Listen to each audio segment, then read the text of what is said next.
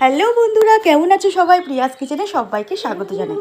তো সকাল সকাল উঠে দেখো আমি কিন্তু খাসির মাংসটাকে ম্যারিনেট করতে শুরু করে দিয়েছিলাম, কারণ অনেক কাজ ছিল, সমস্ত কিছু একা হাতে করতে হবে, তাই কিন্তু আস্তে আস্তে কাজ আমি এগিয়ে রাখছিলাম।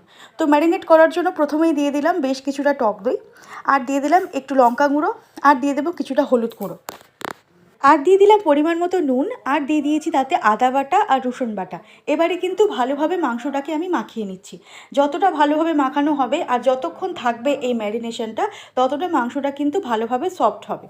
তো এই পর্যায়ে আমি ম্যারিনেশনের সময় একটু তেল দিতে ভুলে গিয়েছিলাম, তাই উপর থেকে একটু তেল দিয়ে দিলাম, দিয়ে আবারও আমি বেশ কিছুক্ষণ ধরে মাখিয়ে নিলাম।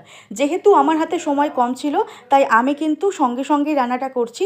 তোমরা কিন্তু চাইলে ম্যারিনেশন করে আধ ঘন্টার মতো ফ্রিজে রেখে দিতে পারো, তাহলে কিন্তু আরও সুন্দর খেতে হয়। তো দেখতেই পাচ্ছ আমার মাখানো হয়ে গেছে। আমি কিন্তু একটা প্রেশার কুকারের মধ্যে নিয়ে মাংসটাকে আমি হালকা করে কিছুটা ভাপিয়ে নেব।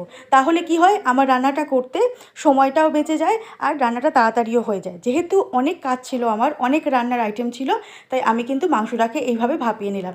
তো দেখতেই পাচ্ছ মাংসটা আমার সিদ্ধ হয়ে গেছে। তো এই পর্যায়ে অনেকটাই আমার কাজ হালকা হয়ে গেছে।